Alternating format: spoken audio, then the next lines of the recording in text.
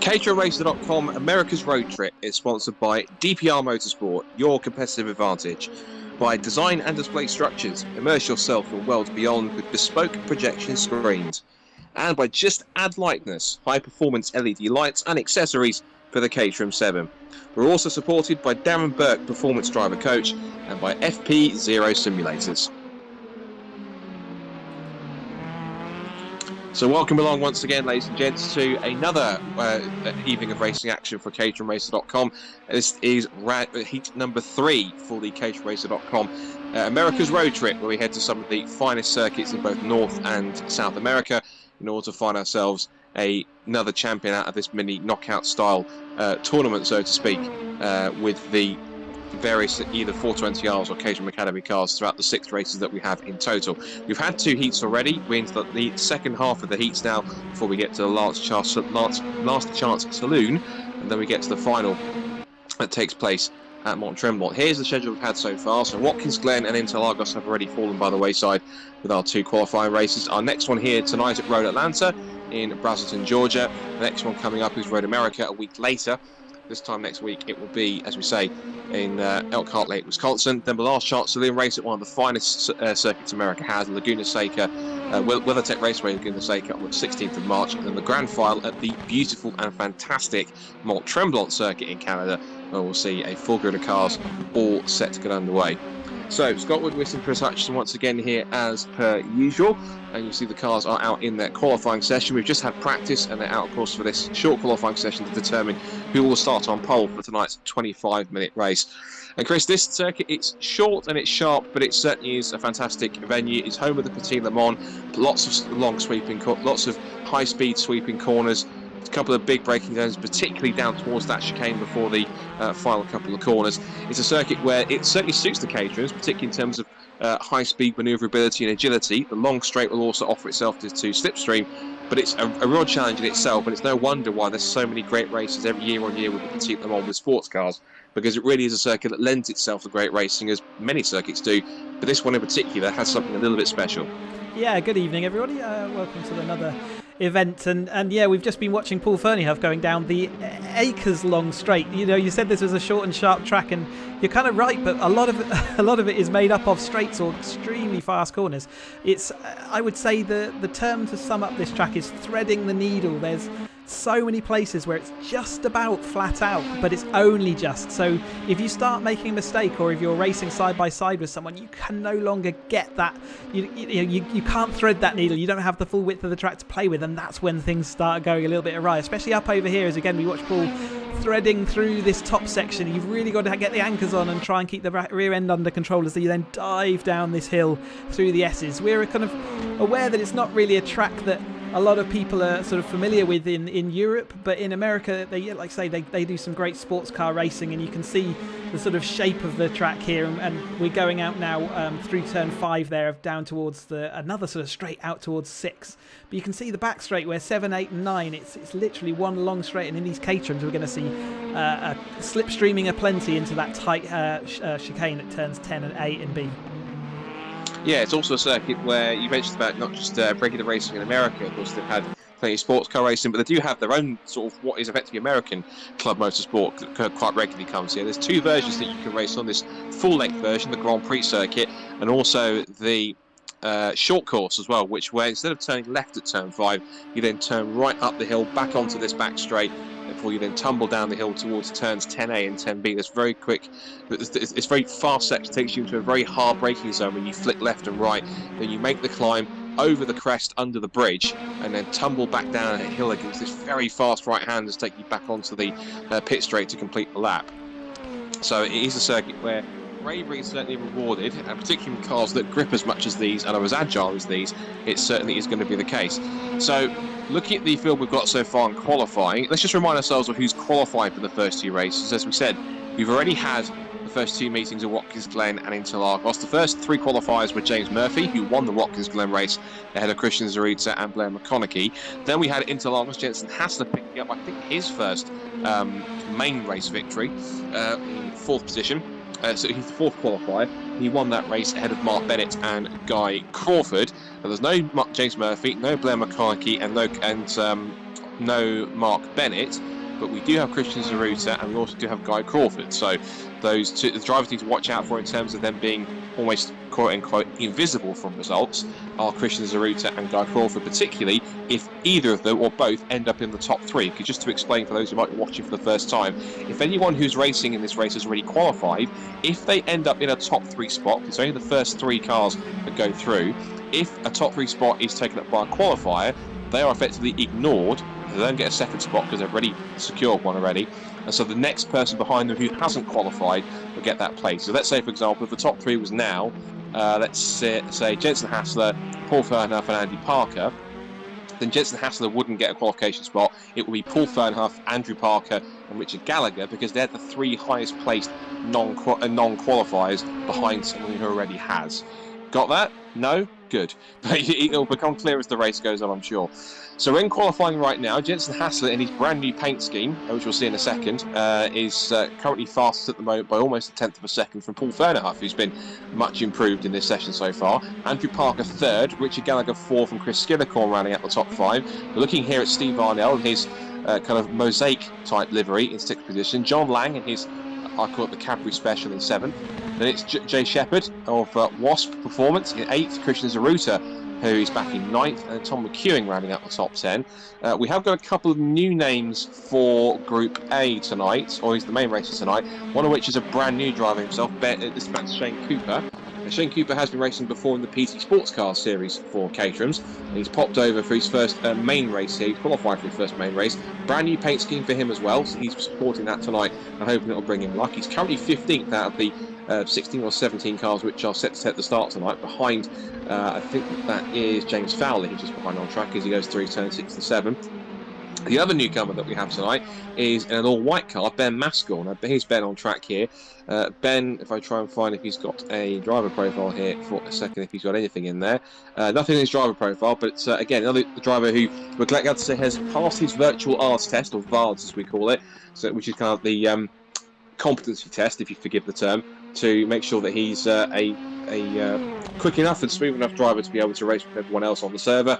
And of course, once you pass that, you're then able to move up and start racing in the main race, and hopefully get into an A-grid race tonight. So these two new guys, Chris, obviously picking a circuit which is quite daunting for particularly for newcomers in any shape or form, but regardless of the fact they're towards the bottom of the times, it's good to have a couple of new drivers in there. And only being Shane Cooper 1.3 seconds off pole, and Ben a further, only further 2/10 back, which means there's only a 1.5 second split between the top and bottom of the time. So to be fair, they're actually doing quite a decent job off the bat as a starting point than some might possibly look at and think otherwise. And as a reminder, we've also got a B grid running, so actually the fact that they've made the A grid says that they've already out-qualified 16 or so drivers who are currently racing around on the B grid. Yeah, Ben joined us on Saturday for the first time and actually did extremely well in our sort of casual race evenings that we have on Saturday. So if there's any drivers out there watching us now and they do want to get involved, they can do. They just come over to caterhamracer.com,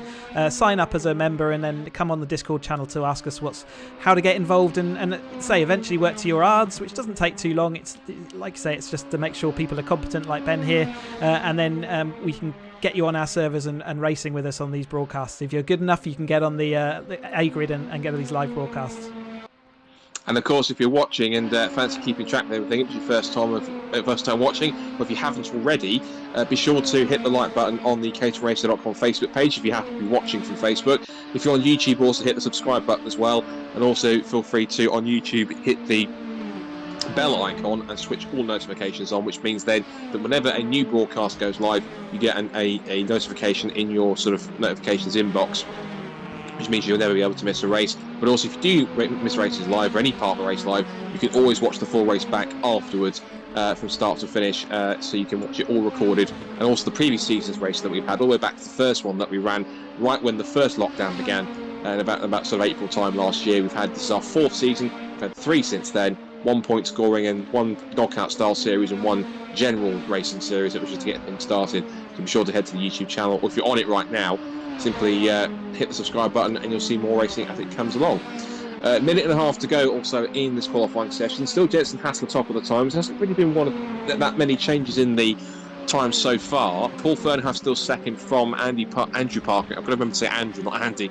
Andrew Parker in third place. Fourth, Richard Gallagher. Fifth is Chris Gillicorn. Sixth is Steve Arnell.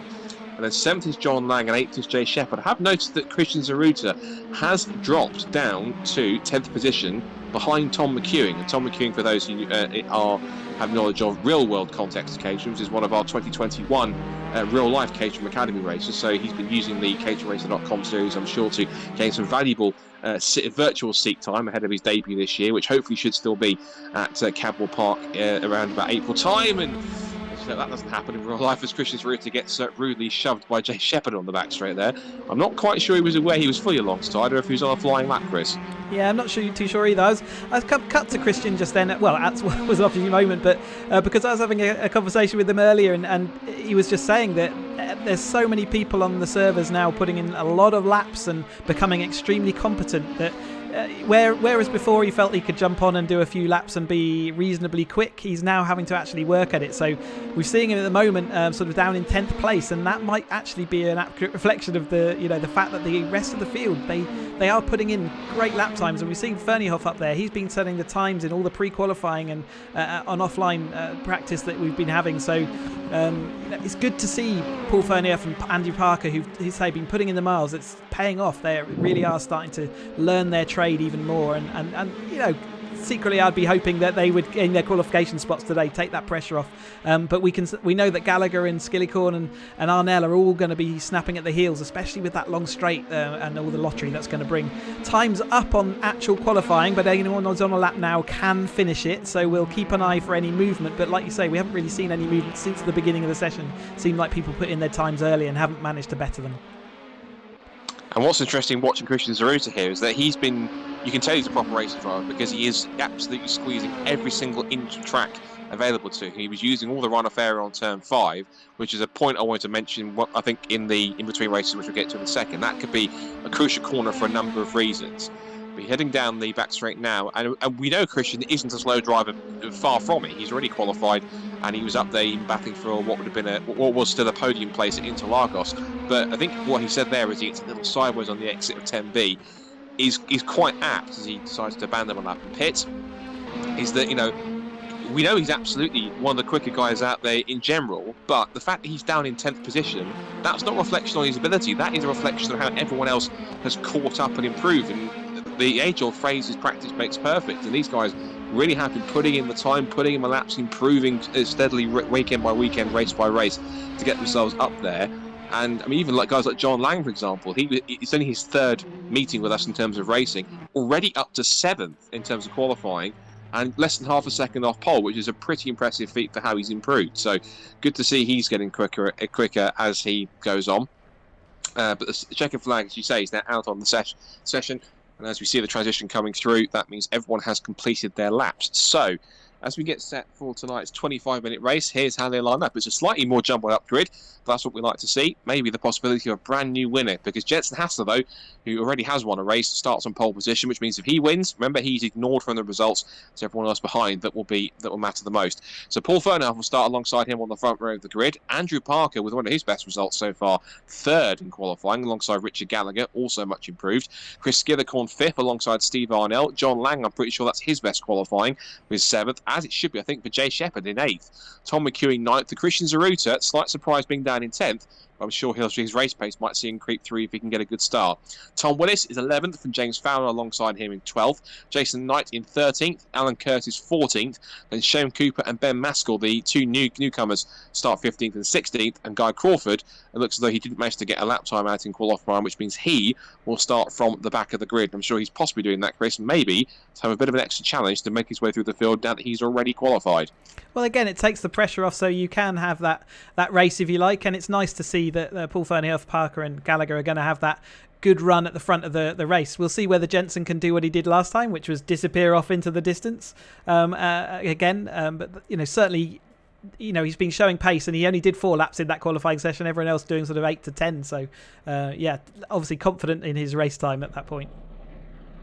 I guess it just shows how confident he is in just not only his own personal setup in terms of how he's got everything set up with his rig and everything, but also how comfortable he is with the car and this circuit combination as well. So certainly working okay. You'll see, we mentioned briefly that Jensen's got a brand new livery on that car, sort of almost like a German coloured inspired car. There it is on the front, on the right hand side, car 71, the sort of black, yellow and red machine. I think there's a little bit of orange creeping in there somewhere, but it might be just the shade of the colouring as well.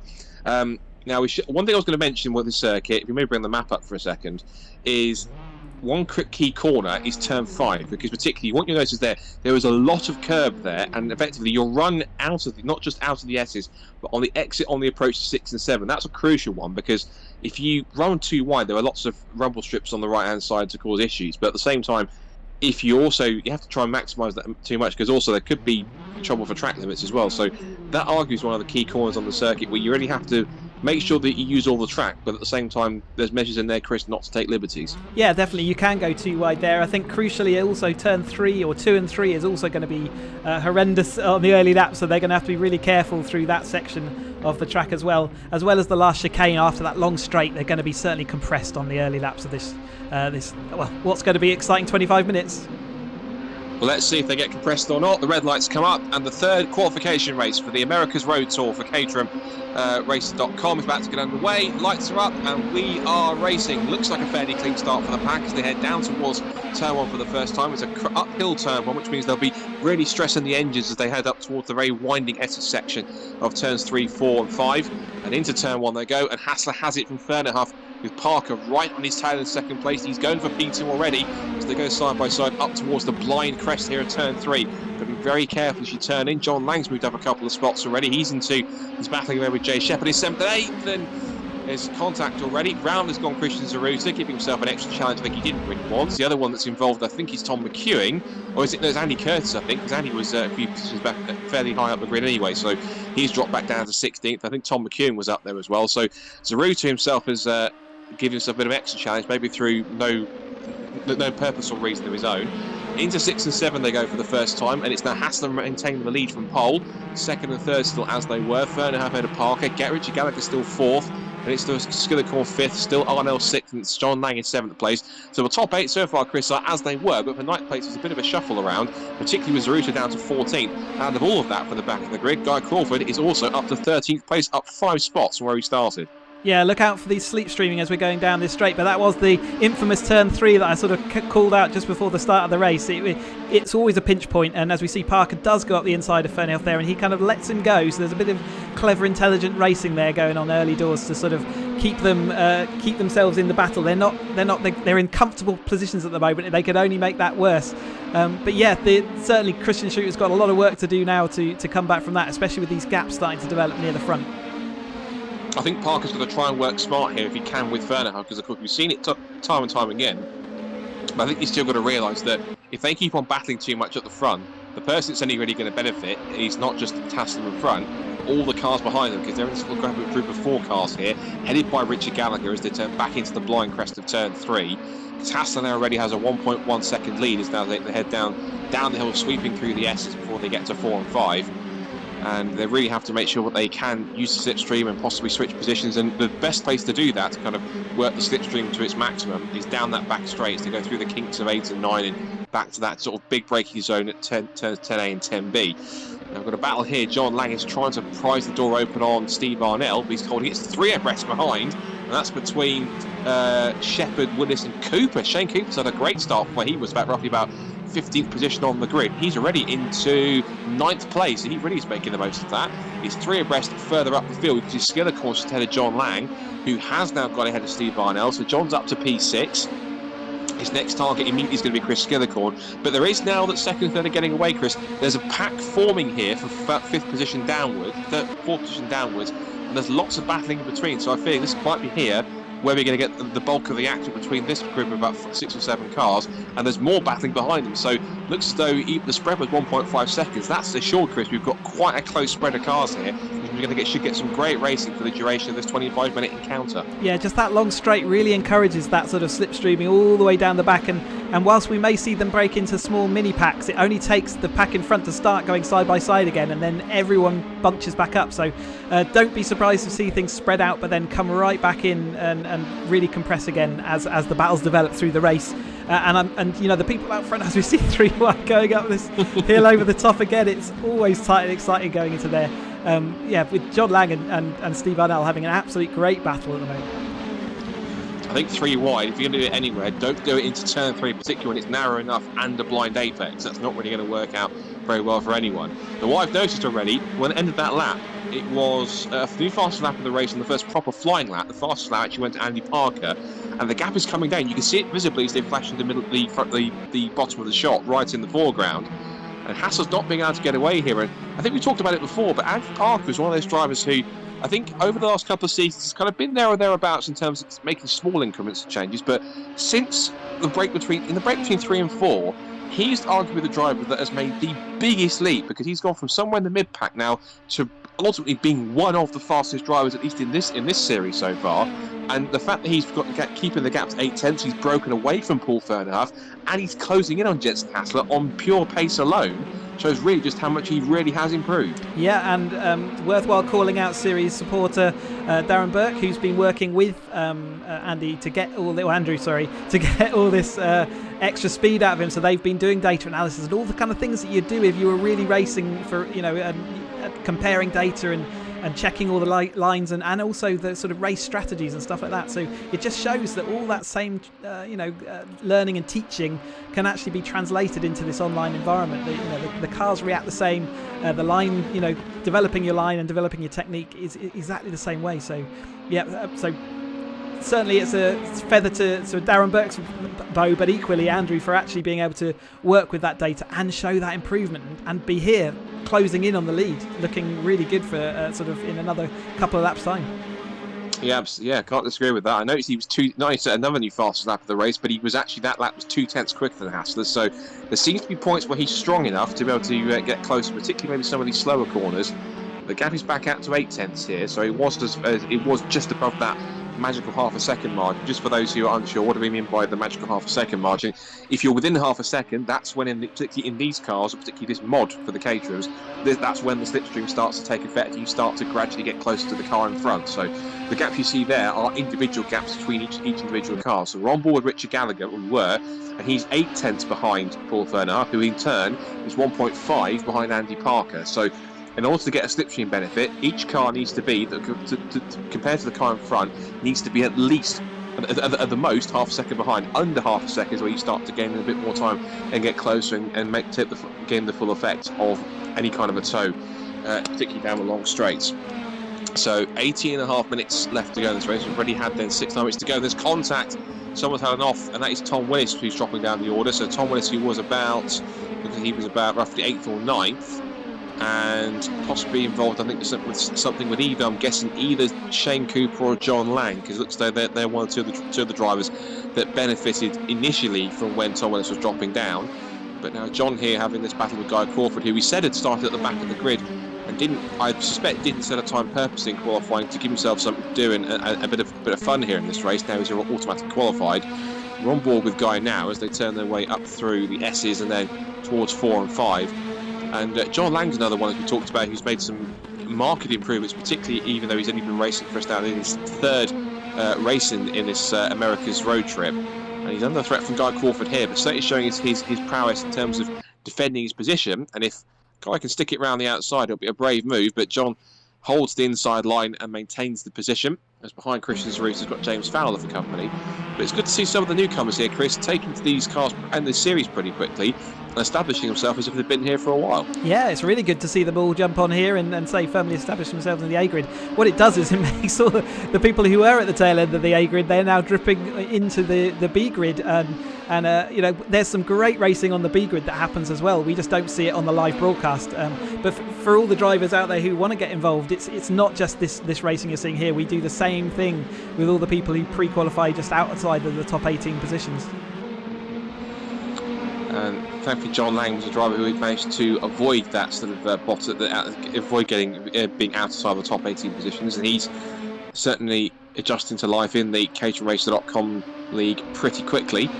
Speaking of quickly, these two are looking to be the class of the field so far. Hassler ahead of Parker, and Parker's managed to just about maintain that. Tom Ewing's popped up with the fastest lap of the race, 1:35.449. He's back in 15th place, but I'm guessing because he's maybe the benefit for tow here from Tom Willis, but also he's got quite a bit of clean air around him. It's possibly where he's found a bit of a turn of pace here. So I guess you might be wondering, looking at that fastest lap time, Chris, and thinking, where was that pace in qualifying? Because he could have done with that more towards the front. Yeah, absolutely. So the clean air in a race obviously gives you that chance to make hay.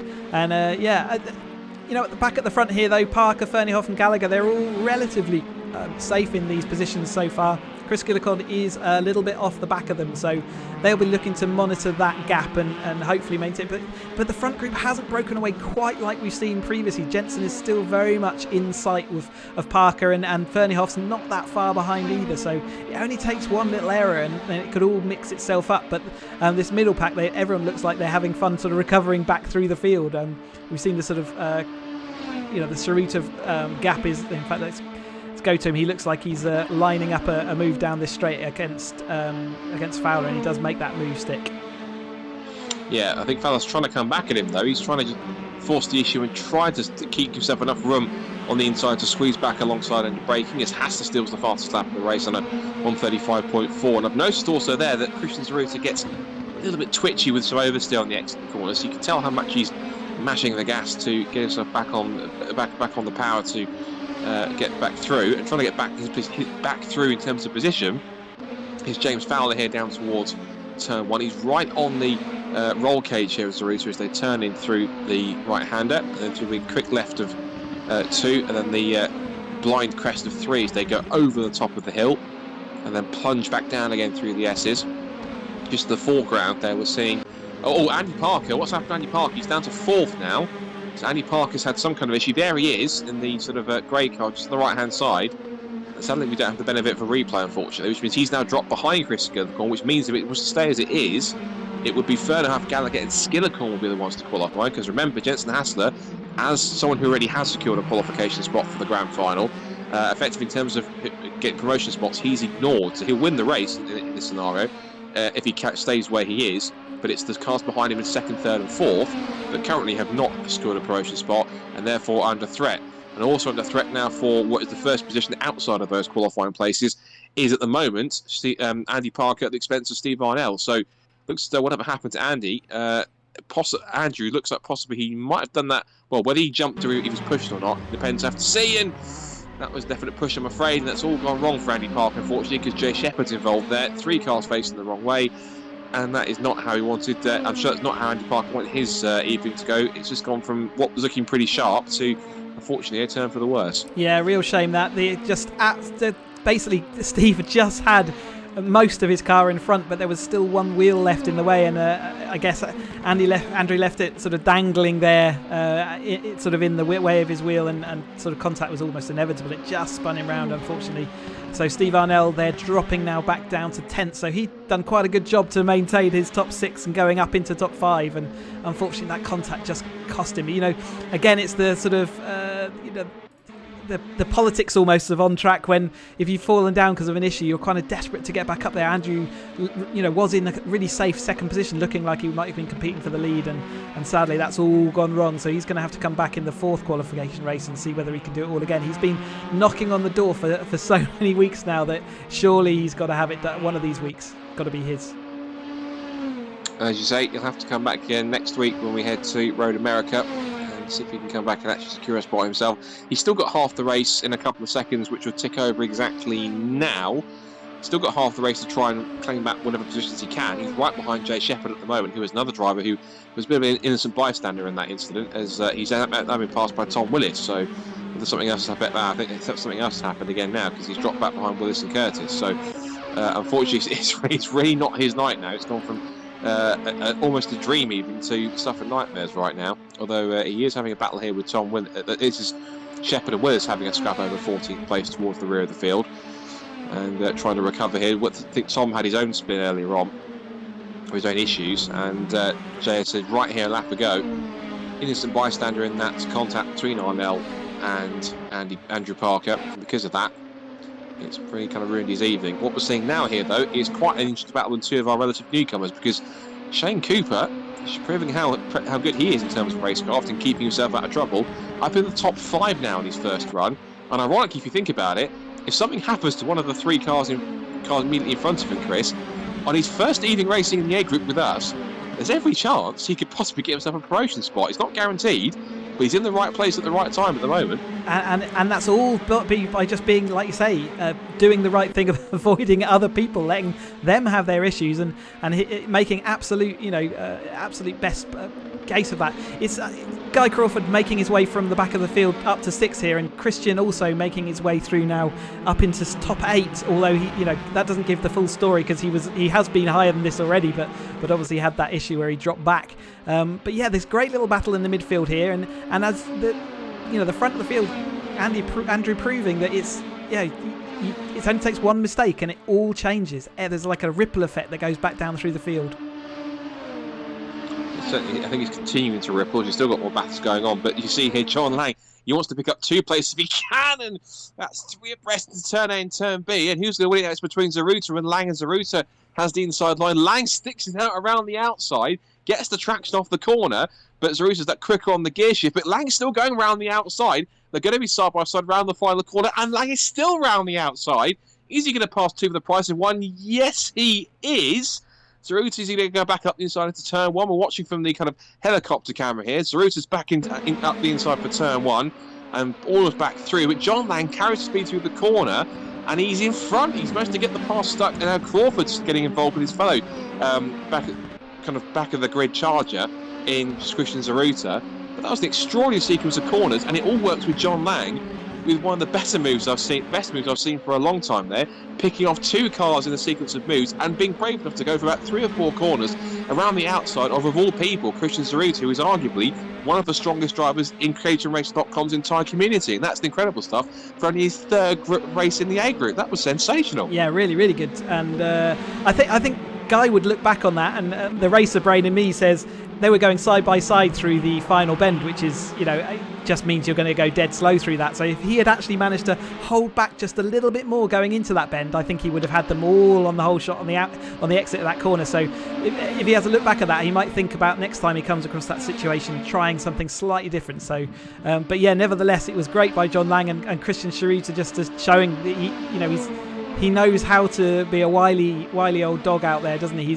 He knows how to position his car really well to become a nuisance, and also forced, like Guy had to go wide there, so he's got the cutback on him, again losing the rear end. He's not very good at applying the throttle around that fine bend, as he's always losing the rear end there. But again, we're going side by side, so you've got to look at how can you make the best of the situation. And Arnell now is coming alongside Zaruta and looks like he's having to tuck back in. But yeah, what a great sequence of corners, and this whole thing shows the one side by side move can really affect things and shuffle things, even things that looked like they were settling down.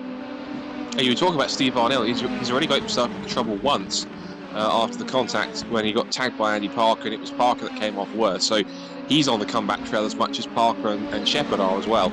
Christian here is really giving Guy Crawford a bit of a headache here. The impressive enough for Guy because, of course, he started behind Christian, regardless of the fact that Christian spun the first corner. But even after then, it was still Guy managed to pick up 5 spots off the start of the race and pick his way through it and actually pass Christian on track as a result of that as well. So all sorts going on, and Steve Arnell thinks, right, time for 3 wide into turn 6, boys. And that didn't quite work. I'm glad he backed out when he did. He's now put James Fowler right onto his tail as Crawford maintains 7th place ahead of Zaruta, and also catching up to this quartet to make it a quintet looks to be Jason Knight in the black and red car back in 11th place. Whilst we're watching this, and we'll keep an eye on when there's a move, because it's not a case of if, it's when it happens, as Zaruta darts to the outside line. Hassa still leads at the moment, but the promotion spots will still now go to Fernerhuff, Gallagher and Skiller corners. It is going to be 3 abreast. Steve Arnell puts 2 wheels onto the grass. They're going to be 3 abreast again. Almost never ending this, is it? Into 10A and 10B, and that Arnell tries to go for the apex. Didn't realise Crawford was right there. Look at James Fowler just arriving onto the back of Steve Arnell to make himself a nuisance for these 3 as well. And out of all of that, Christian Zaruta, with 2 wheels onto the grass on the exit of the final corner, manages to escape and pull a few car lengths away from the cars behind. And I've said it so many times, the harder these lot fight each other, the easier it is for the cars around them, both in front and behind, to take advantage. And Christian's done exactly that. He put himself in just the right position off the back of turn A and 10B to pull away, whilst both Crawford and Arnell, who still aren't finished, decided to go toe-to-toe into the chicane, and it only slows both of them up to their detriment. Yeah, you can see how important it is if you've got a pack of 3 cars really close, how important it is to be the front car of that pack, and why they're all fighting so hard to be that. Because as soon as the front person sort of gets a clean line through a corner, if the 2 behind are still fighting with each other, they just ping off. And we've seen that twice now. John Lang, you can see, has sort of disappeared off into the distance because he was at the front of the pack when they all started fighting, and now Christian's got a little bit of breathing gap, although it looks like it's being squeezed back in again by Guy there as he's come back. But yeah, he did ping off the front, and so that's why they're all fighting to be that front car when it all kicks off.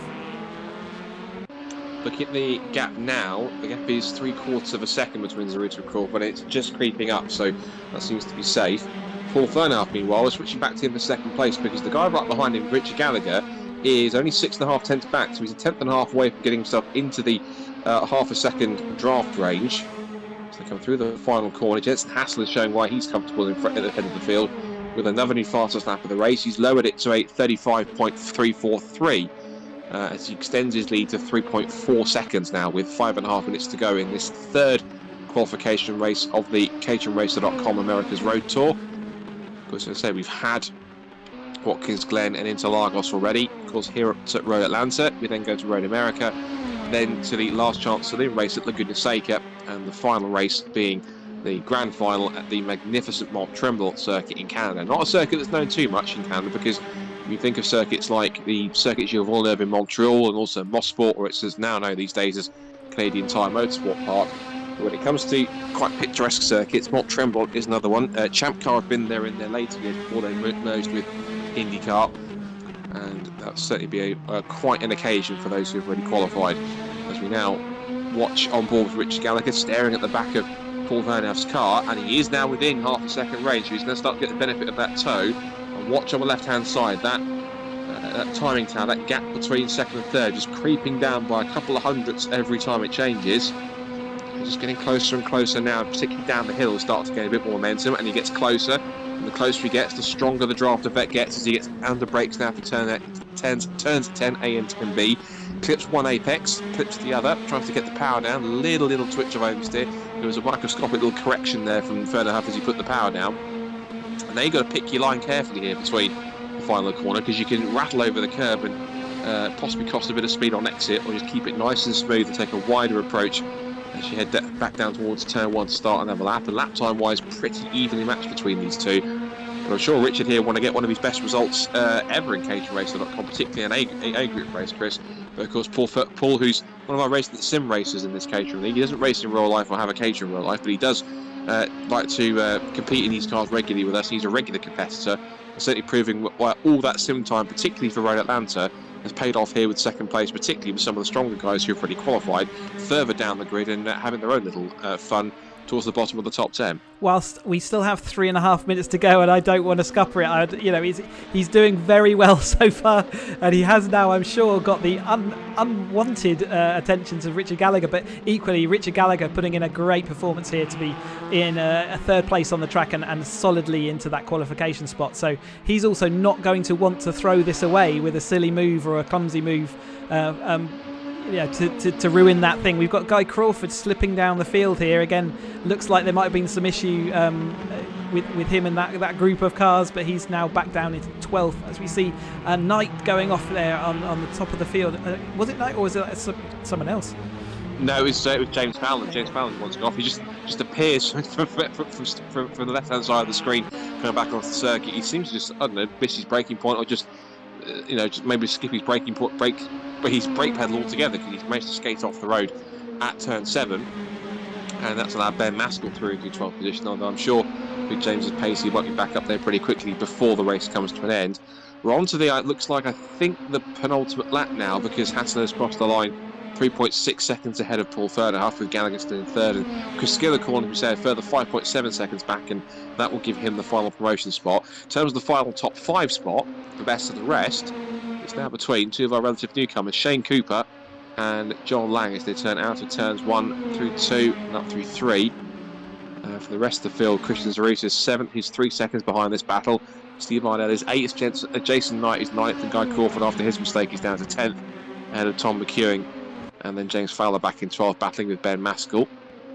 And Andy Parker's recovery hasn't really gone any further than 14th, so after his dramas mid-race, he is still outside the top 10 and having issues and not able to get any closer. Watching the side-by-side scrap, though, between Shane Cooper and John Lang, and Lang has managed to pick himself up into the top 5, so managed to pick off Shane Cooper, and certainly learning and adapting very quickly. Mentioned. As they turn onto the back straight, there's a chance here. Now he's still in that half a second, within that half a second range for Cooper to retaliate and mount an attack here to reclaim that 5th position. But the question's got to be, Chris, how stringent does John want to defend here, particularly as they go on to the last lap of the race? Yeah, you saw the full effect of the toe there, but he could have stayed in that toe a little bit longer to give him more of a slipstream, but actually he looks like he's at least got alongside, although John's later on the brakes there, so Shane almost gave that one away a little bit. He could have stayed longer in this, as we see John just losing it on the rear, which actually compromised Shane Cooper even more. So I'm sure Shane is actually thinking about protecting that 6th place spot, because that is a brilliant finishing position no matter what. So I'm sure he'll be dead chuffed with that. Again, Lang going long and going out onto the grass. So really, throwing it around a bit just to get that 5th place, and sadly that 5th place is not going to count for anything at this point. But nevertheless, I'm sure it feels good to have got caught up that big gap that was in front of him and made his way through. So Shane Cooper's just, can he protect it with Christian coming up very, very quickly from behind? Can he protect this last corner? It's going to come down to that last corner, I think, so we should watch them over the line when we get there. Oh, glad you spotted that, because Christian Zaruta was charged pretty quickly, and because of that little mishap where Shane had to just back off whilst John Lang was had a bit of a slide, it did seem to benefit Christian the most, because the last lap for Shane Cooper was a 1 minute 38, whereas Zaruta was in the 1:36s, and he's only 8/10 behind, so he might get a run down towards the final chicane, which is where this man, Jensen Hassler, is making his way down towards to complete what's been a pretty flawless drive. He started from pole, had a brief challenge early on from Andy Parker, which then faded as he fell away. And ever since then, I think he's just backed off in the last couple of laps to make sure he keeps the car on the road and keeps it trouble-free. And he will double up in these races. It won't give him an extra promotion spot, but it's a victory nonetheless, as Jensen Hassler heads around the final corner and takes the checkered flag to win the 3rd qualification heat. But behind is more important, because Paul Fernhoff and Richard Gallagher are 2 of the automatic qualifiers from Road Atlanta. And here comes our 3rd one, because Chris Skillicorn makes it 3 who have secured their spots into it. Now, he was quite far away from John Lang anyway. Now, between these 3, John Lang will stay ahead of Shane Cooper. So Lang with his best result for 5th. Shane Cooper on his debut 6th. So welcome to caterhamracer.com with a fantastic drive. 7th for Christian Zaruta, but only just from Steve Arnell. Jason Knight also was getting a night into the top 10 with 9th place. And Tom McEwen with a great battle here. He will achieve the final top 10 spot just ahead of a charging Guy Crawford. Andy Parker, what could have been in 12th, but he'll come back next time to try and get back up the order and give himself a promotion spot. Jay Shepherd in 13th, Andy Curtis 14th, and it's then James Fowler and Ben Maskell. And we lost Tom Willis after he had some issues and decided to pit and end the race. So, race finished, and here are the results then from our latest 25-minute race here on caterhamracer.com. The qualification race 3 for the America's Road Trip here at Road Atlanta. Jensen Hassler wins his 2nd race in a row, and after a pretty flawless performance starting at the front despite an early challenge from Andrew Parker, held on, pulled away, and managed to win by almost 5 seconds, 4.6 to be exact. More importantly, not to take too much importance away from the victory for Jensen, because a win is a win, but 2nd, 3rd and 4th are the 3 automatic qualifiers. So congratulations to Paul Fernhoff, Richard Gallagher and Chris Skillicorn, who all have a place in the grand final at Mont Tremblant in a couple of weeks. John Lang with an impressive drive to get up to 5th, his personal best result. Shane Cooper on his debut gets 6th, well done to him. Christian Zaruta battles back from an early spin on the first lap to get to 7th, and Steve Arnell 8th, Jason Knight 9th, and Tom McEwen, who had the fastest lap of the race at one point, is back in 10th position to round out the top 10. Guy Crawford started from the back of the grid and could have been as high as 5th or 6th, but after he made a mistake, he's down to 11th. Andy Parker will be gutted most of all, possibly within touching distance of getting into the lead and maybe even a victory or at least a promotion spot. He has to settle for 12th after a quite forgettable couple of laps mid-race.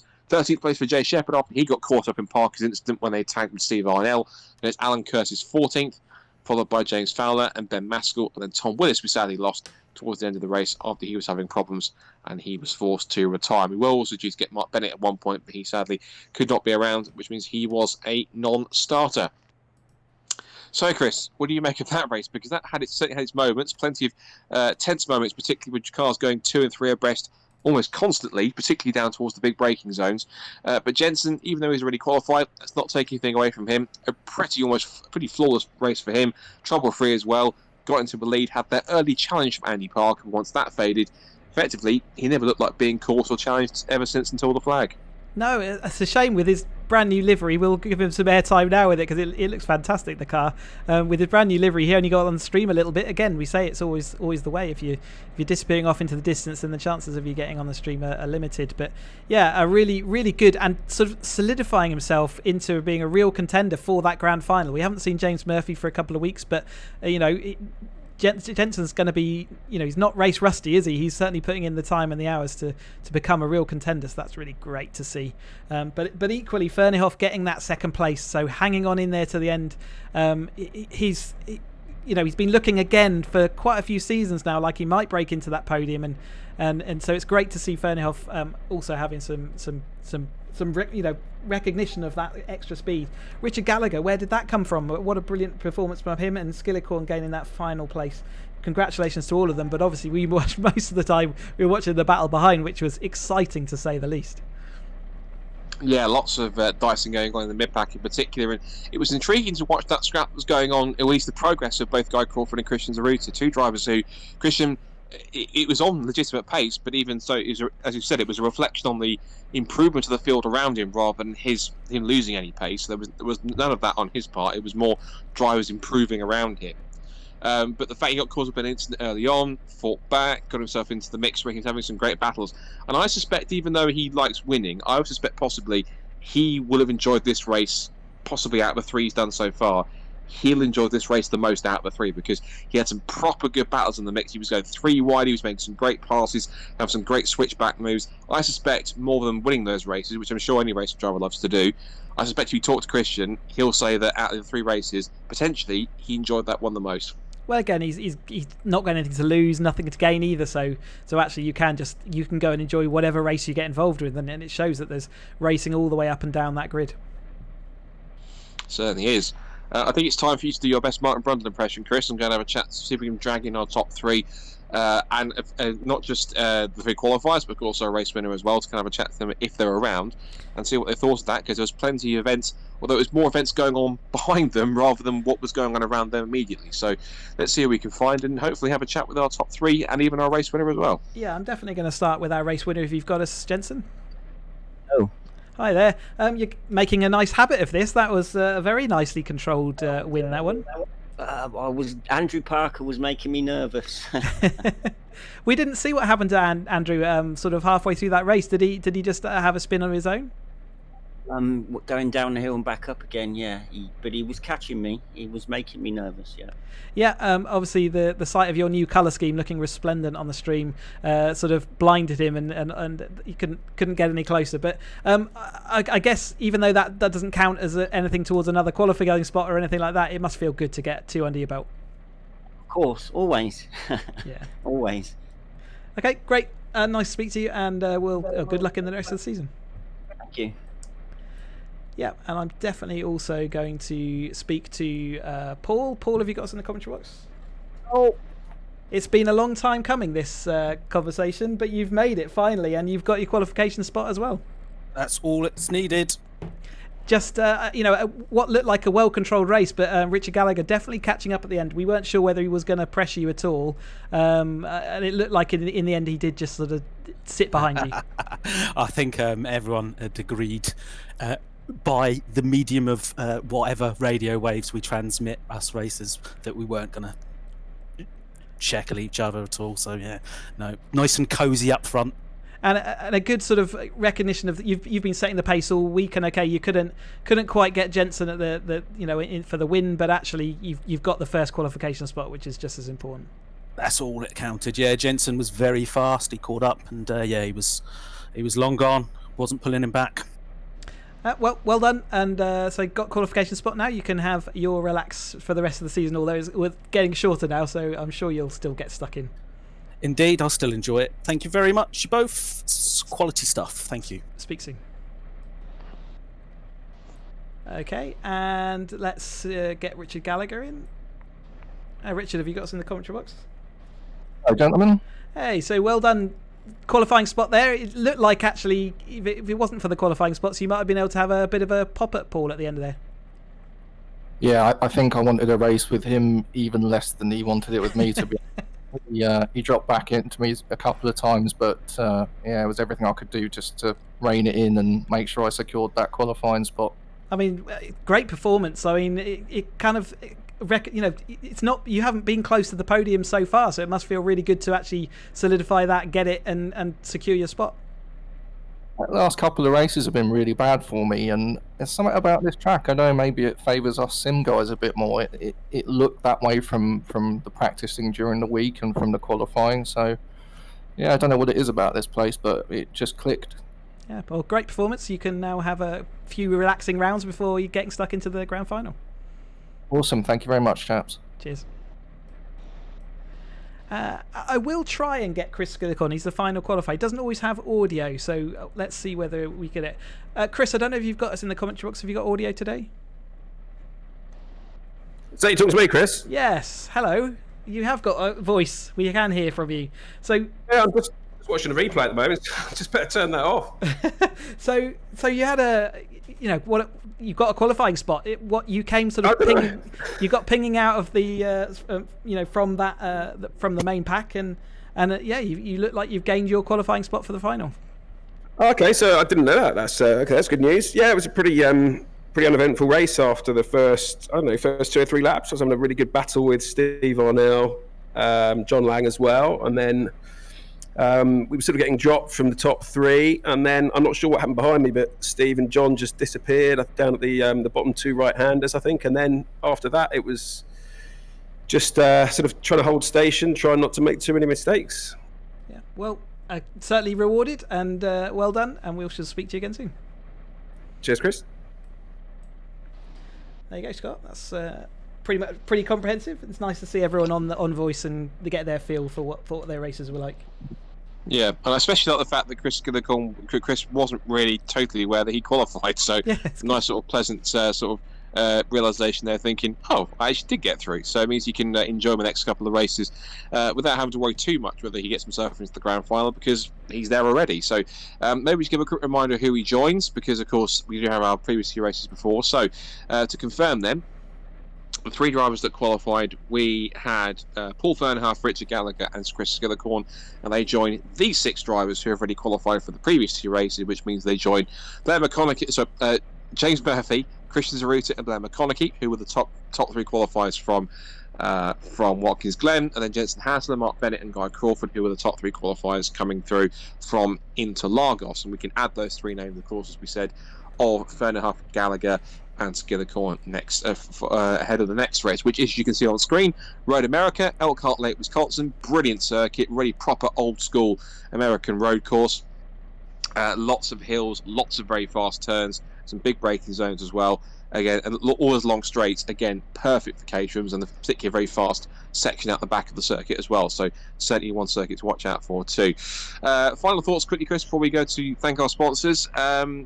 Some more great racing for tonight, and it just shows that, again, as this season's gone on, particularly in the break between 3 and 4, particularly in that break, drivers are getting quicker and quicker. They're getting used to these cars more and more, and they really are coming stronger and stronger, which means I'm pretty certain by the time we get to the next race next week, some of them would have improved even more. And depending on who we normally see come through, I can't actually consider now who might be an outstanding favourite for the next one, because I don't think there will be when we get to Road America next week. No, isn't that great that we just don't know what's going to happen before we... the early races you might be able to call out 1 or 2 people, but now once they've gained their qualifying spots, yeah, it's whoever clicks with that track. So whoever's going to get to Road America and really feel that they've got that little bit, a few tenths extra, and that's all it takes. And in the pre-season we did have a sneak event at this track, and it really was brilliant. It was one of the best races that we have ever broadcast, so I'm hopeful that they can do it all again when it comes to the real life thing. So yeah, what's great about this qualification process is that as the top end of the field sort of qualify, the